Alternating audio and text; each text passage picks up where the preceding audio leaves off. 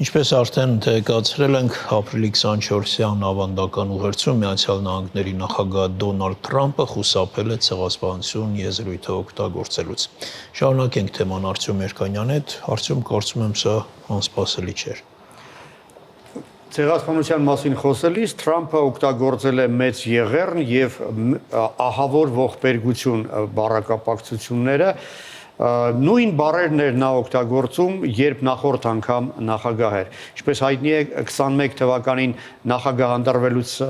անմիջապես հետո Ջո Բայդենը օգտագործեց ցեղասպանություն եզրույթը, այնուհետ եւս 3 անգամ նախագահ եղած շրջանում կրկնել է այդ բառը եւ այժմ հարց էր արդյոք դա, այսպես ասած, օրենքի ուժ կունենա նաեւ հաջորդ նախագահների համար, թե նրանք այնուամենայնիվ սեփական գիծը իրականացնեն այս հարցում։ Նու կարծում եմ կարելի է կանխատեսելի համարել այն, որ Թրամփը չի կրկնի չի շարունակի Բայդենի քաղաքականությունը այս հարցում, նախ այն պատճառով, որ բոլոր հարցերում ձգտում է այսպես հակադրել իրեն նախորդ վարչակազմին, դեմոկրատներին։ Բացի այդ, այս դեպքում պատճառաբանություն ունի, քանի որ Հայաստանի իշխանություններն են հայտարարել, որ հայոց ցեղասպանության միջազգային ճանաչումը իրենց առաջնահերթությունների թվին չի պատկանում, այս դեպքում ինչու պետք է Միացյալ Նահանգները կարևոր հարցերի թվում ուրեմն դիտարկեն նաև հայոց ցեղասպանությունը։ Բացի այդ, նկատելի է, որ վերջին ամիսների ընթացքում Թրամփը այսպես բացահայտ քայլեր է անում թուրքերին իօքուտ կամ թուրքերի ականջը շոյող հայտարարություններ է անում եւ տարօրինակ կթվար այս ֆոնին, եթե նա ցեղասպանություն անվաներ 15 թվականի իրադարձությունները։ Մանավանդ եթե նկատի ունենանք, որ ըստ որոշ տեղեկությունների հենց այս օրերին քննարկվում է Թրամփի հնարավոր այցը Թուրքիան, մայիսի մասին է խոսքը իր տարածաշրջանային տուրնեի շրջանակներում։ Այդ բառի օգտագործումը իհարկե կարող էր խանգարել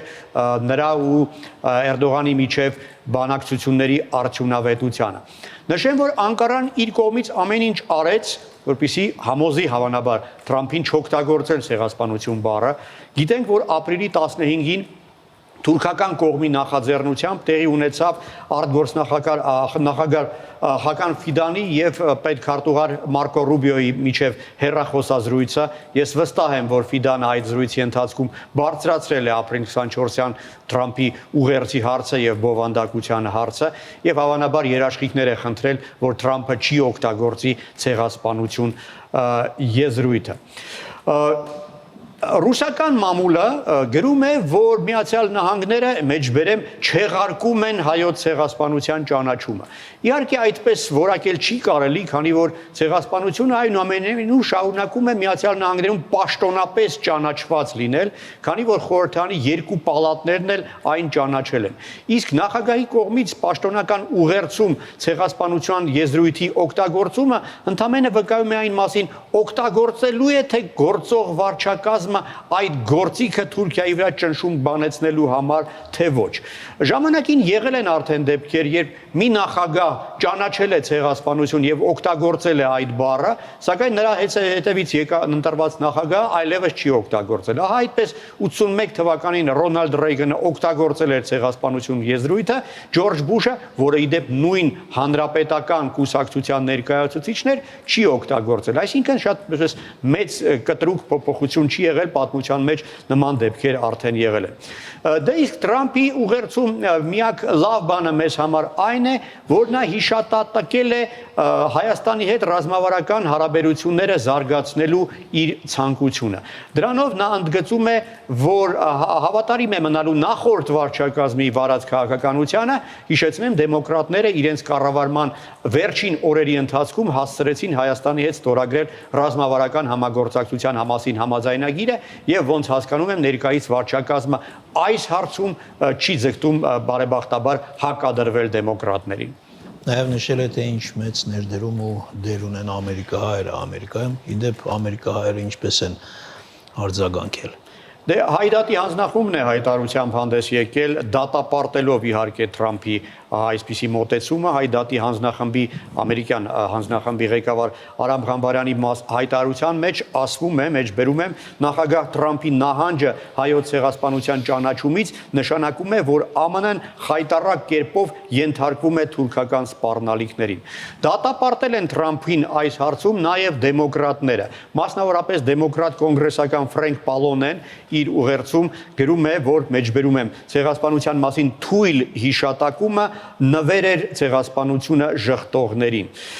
Միաժամանակ ընդգծել է, որ ցեղասպանության ճանաչումը անդառնալի է եւ նախագահի հայտարարություններով չէ, որ այն պետք է ուրեմն վերափոխվի Միացյալ Նահանգների պաշտոնական մոտեցումը այս հարցին։ Ներկայացուցիչների պալատի նախկին նախագահ դեմոկրատ կարկառուն գործիչ Նենսի Փելոսին նույնպես անդրադարձել է այս հարցին իր հայտարարության մեջ ընդգծելով, որ մեջբերում եմ 15 թվականին դեմոկրատական պալատը պաշտոնապես ճանաչեց հայոց ցեղասպանությունը։ Հավանաբար նկատի ունի այն, որ այդ ժամանակ դեմոկրատները մեծամասնություն ունեին պալատում եւ որ հենց իրենց ջանքերի արդյունքում է ցեղասպանությունը Միացյալ Նահանգներում ճանաչվել։ Հարցում ամեն դեպքում, ինչքան հասկանում եմ, նաև եվրոպական, որոշ կառույցներ վերանայում են իրենց մոտեցումը ցեղասպանության ճանաչման հարցում։ Դե մի շարք եվրոպական երկրների առաջնորդներ մեզ համար շատ ընդունելի հայտարարություններով հանդես եկան եւ Ֆրանսիային, Հունաստանի, Իտալիայի, Կիպրոսի, Բուլղարիայի ղեկավարները, բայց որոշ Եվրամիության կառույցների մոտեցումները իսկապես կարող է այդպես զարմանալի թվալ, մասնավորապես տարօրինակ էր Հայաստանում Եվրամիության քաղաքացիական առաքելության ղեկավարի գրառումը այս թեմայի վերաբերյալ։ Առաքելության ղեկավարը ապրիլ 24-յան իր ուղերձում օգտագործել էր նախ ցեղասպանություն եզրույթը, բայց 3 ժամ հետո ուղղել էր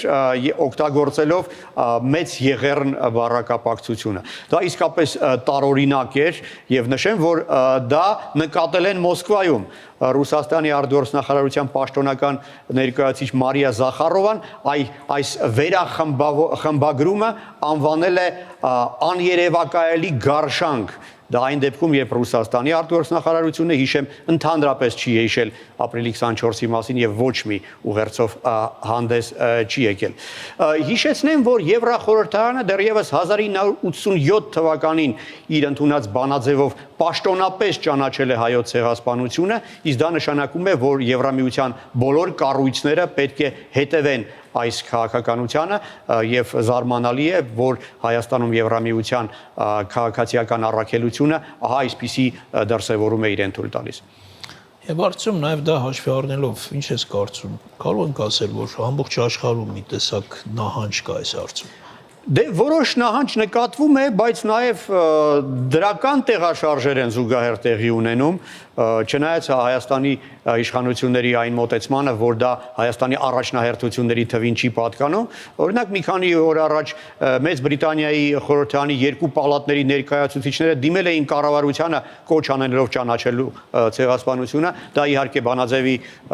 օրինագիծ դեռ չի, բայց կոչ է։